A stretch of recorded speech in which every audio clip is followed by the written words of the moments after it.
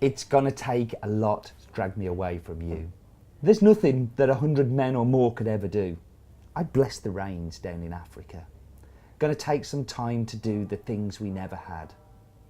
This week we're off to Africa. My name is Steve Layton, and I travel the world finding amazing and delicious coffee for you to drink at home. Some make coffee difficult to understand and complicated, but here it's my job to make it easy and fun and tell you what's in my mug. The first coffee bush on Kiriga was planted in approximately 1954 by colonial settlers. I'm very sorry, Kenya. At about the same time, less than 10 kilometres away, along the same Kiguru road, a young boy called Alusis Gakuna, son of the chief of the larger Marunga County, helped his father, Senior Chief Ngunu, I'm struggling with these names, plant the first coffee seedling in the area. The area was known as the Kitani village, Muganga 1, which means location 1, and a love affair between coffee had been born. Several years went by, this young boy grew up, and he was riding his bicycle along the Kiguru road when he rode past the vast and now well-established coffee estates of Kiriga. He promised himself that he would one day own them.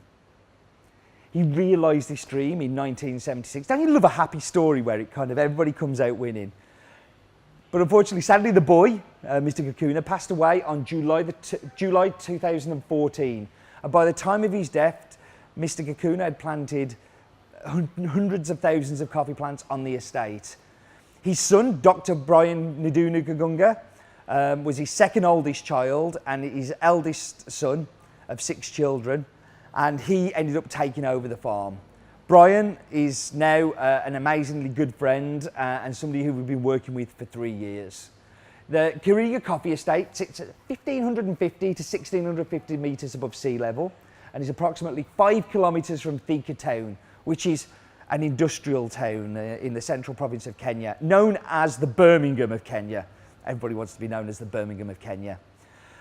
It's 4 kilometres from the Blue Post Hotel, which is famous for the Chania and Thika Falls, and Thika lies 50 kilometres northeast of Nairobi.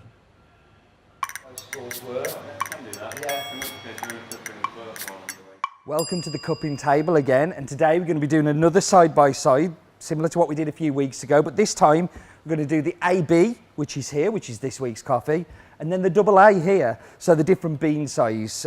So let's get this cupping going.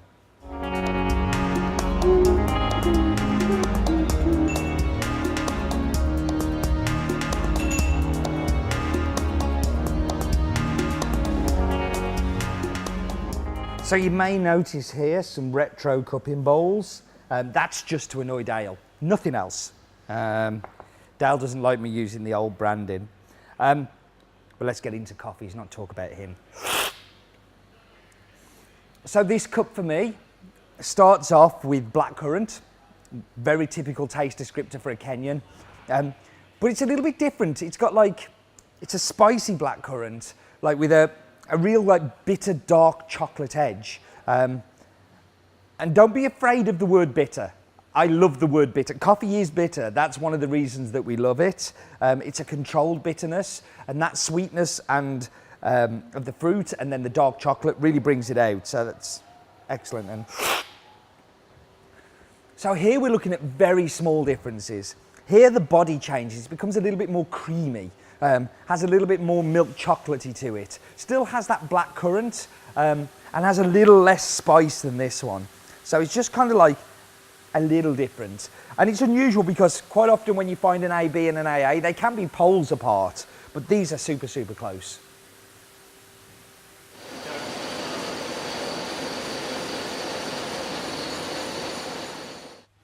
So earlier we cupped the AB and the AA side by side, and I thought this was a good opportunity to tell you the difference between AB and AA. So double A come through screens which are 17 to 18 size, which is 7.2 mil, whereas AB, which is screens 15 to 16, is 6.6 mil. But what does this mean in the cup? Well, it does mean a difference in the cup, but not necessarily a better cup. Although prices always seem to remain higher for the larger size beans, has no direction on quality. I've tasted some AA coffees that were inferior to the AB and ABs that were inferior to the AAs. I've also had some that I think are just amazing coffees like the ones we've cupped today. We saw in that cupping session that they were both good but just a little different. A lot of this grading comes down to the days when selection was not as good as it could be and quality was not easily differentiated. So separating out these larger beans gave at least some measure and an improvement in the quality. But with improvements in picking, processing, sorting and cupping, it's become more and more easy to find quality coffee and less important to worry about these screen sizes.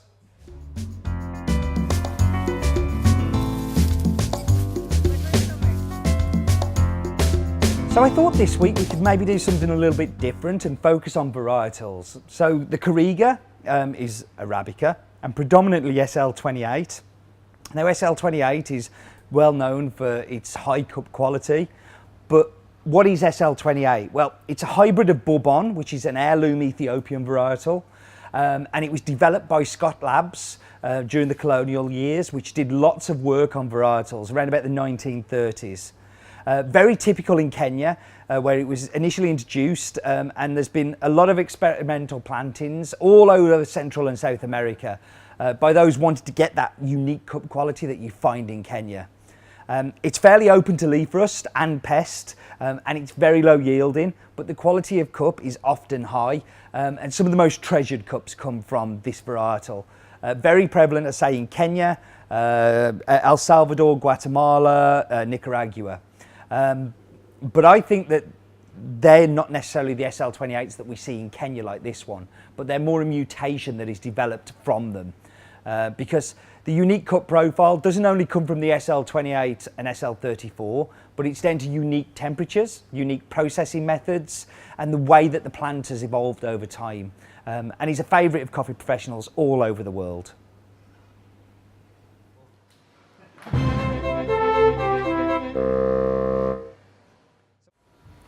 My people, I talk to you from the Palace of Has-Been.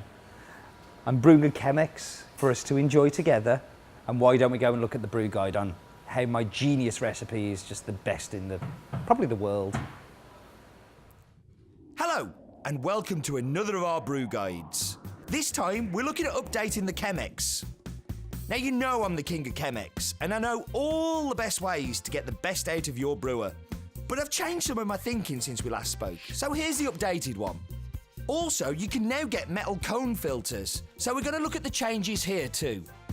Now you're going to need some things.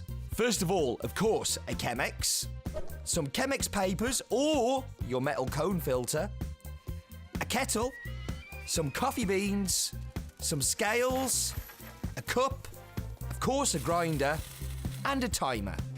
Step 1. Fold your paper into a cone and place it in the Chemex. Alternately, add the metal filter. In both cases, wash the filter through with water. This heats the Chemex and removes the paper taste or expands the holes in your metal filter. Step 2. Weigh out your beans. I use 65 grams per litre. This time I'm brewing with a 6 cup, so I'm going to use 32.5 grams to 500 mils of water. And for the metal filter, use 70 grams per litre, so 35 grams to 500 mils of water. Step 3. Grind your beans. For the paper filter, grind somewhere between filter and cavity air, so it feels like coarse to fine sand between the fingers. For the metal filter, go a little coarser, more like cavity air. Step 4. Empty out the water that's been heating your Chemex and add the coffee to the cone. Step 5. Place your Chemex on some scales to brew. Weighing water is much more accurate than by eye. For the paper filter, place around 125 grams of water at approximately 95 degrees C and wait for 30 seconds. Then add another 125 grams of water and wait 1 minute. Now add 125 grams of water, wait 30 seconds before adding the final 125 grams of water. For the metal filter, pour 100 grams of water every 30 seconds until all the water is added. You're aiming for the whole brew to be through in 3 to 4 minutes. Over 3 minutes is okay, but if it gets to 4 minutes, remove that filter, even if there's some water left. If the brew is too slow, coarsen that grind, and if it's too quick, fine it. Aim for 3 to 4 minutes. And that's it. I hope you enjoyed this brew guide, and I hope you'll take a look at some of the others. And do remember, life is too short for bad coffee. I love that brew guide. It's one of my favourites. So, let's taste the coffee. So, this is pure blackcurrant. There is a hint of spice in there, and a beautiful dark chocolate finish. Perhaps doesn't have the body of the double A as we looked at in the cupping, but it's still a delicious coffee. I really, really love it. Before we finish, I just want to cut to a quick interview that we did with Brian last year that I love. Yes, and so he bought the farm. He bought the farm when people were allowed to buy farms, and we've had it in the family from 1976. And I have 5 other brothers and sisters, and I think I'm the only one who really has an interest in coffee, who really understands what we grow, what we do, because I worked very, very, very closely with my dad, you know, up to the time he passed away like 2 years ago. So. Well, you were also involved you've been involved in the Kenya Coffee Auction, haven't you? You were the chairman, Yes. Is that right? Yes, when I got involved in coffee actively, there were so many little things that were happening that we wanted. We were wondering, why does this happen this way and not the other way? So I got involved in coffee politics. We formed an association known as Kenya Coffee Producers Association. We brought together the cooperatives and we brought together the Estates Association to form one association that could fight for the rights of coffee farmers. And it was called Kenya Coffee Producers Association. And with that, we had a united voice. And this united voice, we were to do various things. And one of the things that we needed to do was we realized that the auction, there was some things that were not quite right at the auction. And so we set about with other stakeholders to try and change the system. So we lobbied for that. We had opposition even from within ourselves. And eventually we were very happy. We actually managed to change and to change how the auction was run. And when the government came in, the new government came in about 4 years ago, we were appointed to sit on the board. And when that happened, everybody turned around and said, we need a chairman. And the obvious choice for chairman was Brian. So Brian became the first chairman of the Nairobi Coffee Exchange. That's fantastic. Varietals, kings, Brian, so much to take in. But do take in this, life is too short for bad coffee.